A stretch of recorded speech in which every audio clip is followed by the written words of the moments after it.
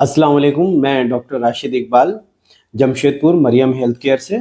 आज हम लोग एक बहुत इम्पॉर्टेंट चीज़ के बारे में बात करने वाले हैं। और माह रमज़ान आने वाला है और रोज़ेदारों को इस बात का ख्याल रखना चाहिए कि बीमारी का जो तकाज़ा है उस पे आप एक नज़र रखें। जिस तरह की आपकी बीमारी है उस हिसाब से आपको कुछ कुछ मॉडिफिकेशंस की ज़रूरत पड़ती है। तो आज हम डिस्कस करेंगे कि आखिर जो लोग रोज़ा रखने वाले हैं और अगर डायबिटीज़ से वो ग्रस्त हैं या पीड़ित हैं, तो उनको किस तरह से मॉडिफिकेशंस करना है ताकि वो रोज़े भी अच्छी तरह से रख लें और उनको कोई दिक्कत भी ना हो। इसमें हम लोग डिस्कस करेंगे कि डायबिटिक पेशेंट का रूटीन क्या होना चाहिए, सहरी इफ्तार में रात में खाना क्या खाना है, और कौन से ऐसे मेडिसिन्स हैं जो नहीं लेना है, और कुछ मेडिसिन्स ऐसे हैं जो अगर आप सहरी में लेते हैं तो ये आपके लिए जानलेवा भी साबित हो सकते हैं। इसीलिए बहुत ध्यान से इस कंटेंट को देखिएगा, लास्ट तक फॉलो कीजिएगा। और अगर कोई डाउट रहे तो आप इसमें क्वेश्चन पूछ सकते हैं, इंशाल्लाह हम लोग कोशिश करेंगे उसका जवाब देने का। और आपसे मैं रिक्वेस्ट करूंगा, जो लोग अच्छी तरह से डायबिटीज़ के साथ साथ रोज़ा रखते हैं बहुत मुबारक उनको, वो अगर अपना लाइफ स्टाइल शेयर करना चाहें तो वो भी शेयर करें, कमेंट्स में बताएं कि किस तरह से वो एक बहुत अच्छी तरह से रोज़ा रख पा रहे हैं कुछ सालों से, ताकि ज़्यादा से ज़्यादा लोग डायबिटीज़ के साथ साथ रोज़ा रख सकें। So welcome back once again. तो पहले तो मैं ये बोलना चाहूँगा कि किसको किसको रोज़ा रखना है। देखिए, हर बालिग मर्द और औरत जिस पे रोज़ा फ़र्ज़ हो चुका है उसको रोज़ा रखना है। सिर्फ डायबिटीज़ है इस चीज़ को आप बोल करके आप रोज़ा नहीं छोड़ सकते। तो रोज़ा आपको रखना है, बट आपको एक बार अपने फिजिशियन से ज़रूर कंसल्ट कर लेना है, जो आपके ट्रीटिंग डॉक्टर हैं उनसे आपको एडवाइस ले लेना है कि किस तरह से क्या मॉडिफिकेशन करना पड़ेगा। और अगर वो आपको अलाउ कर देते हैं कि हाँ आप रोज़ा रख सकते हैं तो बेशक रोज़ा रखिए। कुछ कुछ कंडीशंस ऐसे हैं जिसमें रोज़ा बिल्कुल भी रखना सेफ नहीं रहता है। जैसे मान लीजिए आपको क्रॉनिक किडनी डिजीज़ है, आपका डायलिसिस चलता है, तो उस केस में क्या है, फ्लूइड बैलेंस मेंटेन करना, डायलिसिस कराना और मेडिसिन बहुत सारा हो जाता है किडनी पेशेंट्स का, तो उसमें डायबिटीज़ के साथ साथ रोज़ा रखना सेफ बिल्कुल नहीं होगा। सेकंड, अगर अनकंट्रोल्ड शुगर है और आप प्रेगनेंसी में चल रहे हैं तो उस केस में भी रोज़ा रखना दिक्कत कर सकता है। बेहतर ये होगा कि आप आफ्टर प्रेगनेंसी आप बाद में ये कज़ा रोज़ा रख लें। उसी तरह से अगर किसी को हाई ब्लड प्रेशर रहता है और फ्रीक्वेंट इंटरवल पे उसको मेडिसिन लेना है, तो उस केस में भी पेशेंट को रोज़ा रखने के लिए एक बार सजेशन लेना पड़ेगा, कंसल्टेंट से बात करनी पड़ेगी और डिस्कशन के बाद ही वो स्टेप लें आप, क्योंकि 14 घंटा का लगभग वक्फा इंडिया में हो जा रहा है रोज़ा का।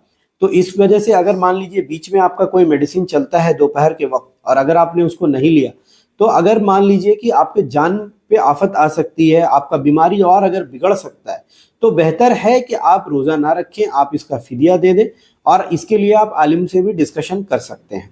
तो इसलिए मैं आपको ये बताना चाहूँगा, और इस बात पे मैं बार बार इंसिस्ट कर रहा हूँ कि कोशिश कीजिए कि रोज़ा रखें, क्योंकि रोज़ा का बहुत सारा फ़ायदा है। रोज़ा रखने से आपके बॉडी में इंसुलिन रेसिस्टेंस कम होगा, आपको भूख बर्दाश्त करने का और एंड्योरेंस का कैपेसिटी डेवलप करता है, और एक ऑटोफेजी है जो बॉडी खुद ब खुद स्टार्ट करता है। जब हम लोग 10-12 घंटा खाना नहीं खाते हैं और शुगर लेवल डाउन हो जाता है, तो जितने भी डेड और इमेच्योर और वेस्ट प्रोडक्ट्स होते हैं बॉडी के, सेल उसको खुद ब खुद कंज्यूम कर लेता है। इसीलिए कोशिश करें कि रोज़ा रखना है और अच्छी तरह से रखना है। अब आते हैं रूटीन पे। तो एक चीज़ हम लोगों को याद रखना है, रूटीन हम लोगों का एकदम से शिफ्ट हो जाता है। रोज़ा में जो है नाश्ता हम लोग करते नहीं है, लंच हम लोग करते नहीं है, सीधा हम लोग आते हैं सीधा इफ्तार करने के लिए। तो इफ्तार के वक्त डायबिटिक्स को ध्यान रखना है कि बहुत हाई कैलोरी फूड जो हैं, जैसे शरबत हो गया, रूह अफ़ज़ा बना के हम लोग पीते हैं, कोई भी कोल्ड ड्रिंक, ऐसा कोई भी लिक्विड शुगर आइटम है जो अचानक से शुगर को स्पाइक करता है, वो आपको बिल्कुल भी कंज्यूम नहीं करना है। सेकेंड थिंग, आपको पोर्शन कंट्रोल पे बहुत ध्यान देना है। मैंने खुद अपने नाना को ये चीज़ करते हुए देखा था कि वो कभी भी पूरा जो अफ्तार रखा होता था उससे वो नहीं खाते थे। वो काफ़ी लंबे अरसे तक डायबिटिक रहे, तो वो क्या करते थे, एक प्लेट लेकर के उसमें से अपना जो खाने वाले हैं वो थोड़ा सेपरेट कर लेते थे। जैसे एक खजूर ले लिए, एक दो पकौड़ी ले लिए, थोड़ा चना, स्प्राउट्स, मूंग, ये सब जितना भी अंकुरित चीज़ होता है वो डायबिटिक्स के लिए बहुत अच्छा है। और कॉम्प्लेक्स कार्बोहाइड्रेट का जो सोर्स है वो आप ले सकते हो।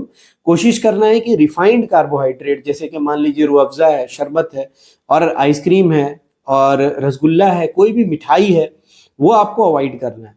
ऐसे फूड्स आपको अवॉइड करने हैं, ऐसे फ्रूट्स अवॉइड करने हैं जिन फ्रूट्स में बहुत ज़्यादा ग्लाइसेमिक लोड होता है, जैसे केला, चीकू, अंगूर और आपका जब मौसम आएगा तो आम, ये सब फ्रूट्स डायबिटिक्स को अफ्तार के वक्त कंज्यूम नहीं करना है।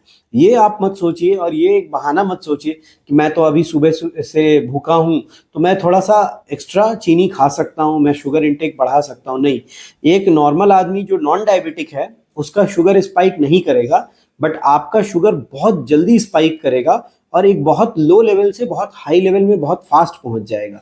इसीलिए कोशिश कीजिए कि शुगर स्पाइक को अवॉइड कीजिए और एक मॉडरेट अमाउंट में अपना इफ्तार को कंज्यूम कीजिए। इफ्तार करने के बाद कोशिश करें कि थोड़ा गैप रखें। हम लोग जो है मगरिब का जो है नमाज अदा कीजिए अपना, आने के बाद फिर आप थोड़ा सा रिलैक्स कीजिए, कुछ कंज्यूम कर सकते हैं और फिर रेस्ट लेना है। सेकेंड थिंग, जब आप तरावी के लिए जा रहे हैं तरावी ज़रूर पढ़ें। तरावी पढ़ने से आपको बेनिफिट्स बहुत है। तरावी एक तरह का नेचुरल एक्सरसाइज है। अगर आप खड़े होकर पढ़ सकते हैं बहुत अच्छी बात है, अगर जो ज़ईफ लोग हैं वो बैठ के पढ़ना चाहें तो कुर्सी पे बैठ के भी पढ़ सकते हैं, बट तरावी को अवॉइड ना करें। तरावी जरूर पढ़ें, नमाज पूरी पढ़ें, ताकि आपका बॉडी का फिजिकल एक्टिविटी हो और इस दौरान जब आप मूव करेंगे तो आपका शुगर भी कंज्यूम हो जाएगा और शुगर यूटिलाइज हो जाएगा। इसके बाद रात में आना है, डिनर एक लो अमाउंट ऑफ डिनर कंज्यूम करना है, बहुत हाई कैलोरी वाला डिनर कंज्यूम नहीं करना है और 1 से 2 रोटी खाइए। राइस जनरली अवॉइड करना चाहिए क्योंकि शुगर बहुत ज़्यादा स्पाइक कर देता है। अगर आप राइस लेना चाहते हैं तो आप फिर रोटी मत खाइए और हमेशा राइस को या कोई भी कार्बोहाइड्रेट का सोर्स को रफेज के साथ कंज्यूम कीजिए, जैसे कि सलाद हो गया, उसके साथ आप मिला के खाएंगे तो वो आपका शुगर स्पाइक को रोकेगा। रात में रेस्ट करने का कोशिश कीजिए। अगर इबादत करते हैं तो इंटरप्टेड कीजिए, 2-3 घंटा सोने के बाद इबादत कीजिए। फिर आता है सहरी का वक्त। सहरी में हम लोगों को याद रखना है कि सहरी बहुत हेवी नहीं खाना है। कोशिश करना है कि 1 से 2 रोटी खाएं और हल्का सहरी खाएं, सब्जी के साथ खाएं। बहुत हाई शुगर वाले फूड्स को अभी भी आपको अवॉइड ही करना है और उसके बाद फिर रोज़ा रहें।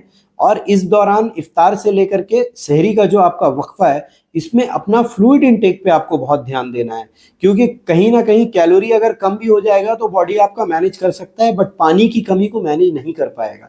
हम लोग मोर देन 70% पानी के ही बने हुए हैं। तो पानी का ध्यान कैसे रखना है, बहुत सिंपल तरीका है, आप अपना बॉटल अलग कर लीजिए।